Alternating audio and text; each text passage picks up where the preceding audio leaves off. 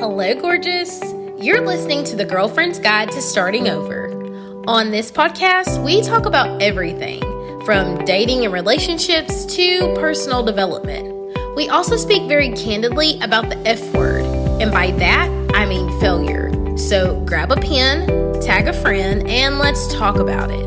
All of it. Undergoing, overcoming, and simply trying to make it through.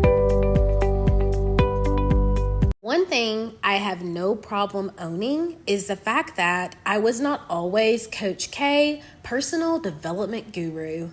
Absolutely not, y'all. There was a time when my emotions ruled me, when my feelings fueled me, and I would go way off the deep end, take things too far all the time. I was really hard to live with. Like when I look back, my family, my friends, my previous partners tiptoed around me on eggshells because they never knew how far I was going to go, how big the explosion was going to be, how volatile or emotional I would be.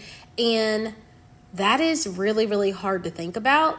But it's also an excellent testament to the amount of growth that I have had over the last 4 years and the amount of emotional intelligence that I now have, because it's like, oh, y'all, that was not cool. And I have issued apologies and I've made some major changes. And I recognize now that a part of that blow up, that explosion, was because I did not have the words to truly communicate how I was feeling in the moment leading up to the explosion. So I've said time and time again that I was a people pleaser, that I lacked boundaries, that I didn't want to disappoint people. So I would stifle my emotions and pack them down and not say anything out of fear of rocking the boat.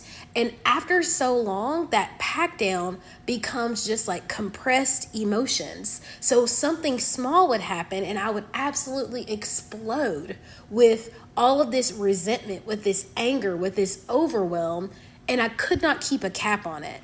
And so one of the strategies that's really helped me is using the I statement.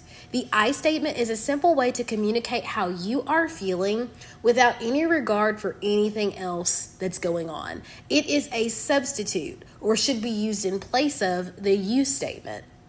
When we make a you statement, we are making an accusation or an assumption, and it is a surefire way to start an argument. You never listen to me. You always leave your clothes strolled out all over the floor. Like, yeah, we're not doing that anymore. You simply communicate how these things make you feel, okay? So examples would be, instead of saying, you never pick up after yourself, we might say something like, I feel really overwhelmed when the house is disorganized and I could really use some help to pick things up. You're saying the same thing. The second part just sounds a whole lot better and a whole lot safer than you saying you never pick up after yourself. Another example might be, instead of saying, you don't care whether I sleep or not, you didn't even call last night. A better way to say that would be, I feel really nervous and anxious when I'm not sure if you made it home at night. Does that second part not sound like so much more concerned, so much more genuinely like empathetic and wanting to know, versus accusing the person of not caring? Maybe they forgot.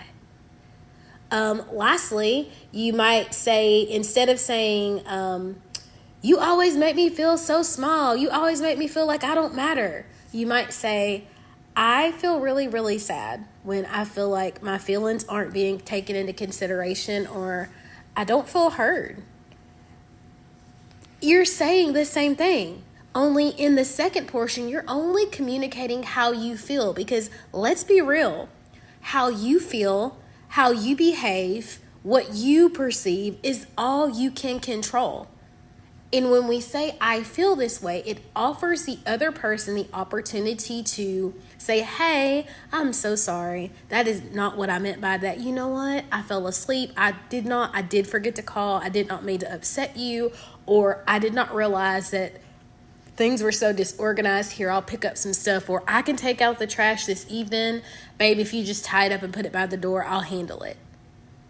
When we say, I feel, we give the other person that opportunity to let us know how they are feeling, instead of making assumptions about how they feel or accusing them of something that it's not even on their radar, right?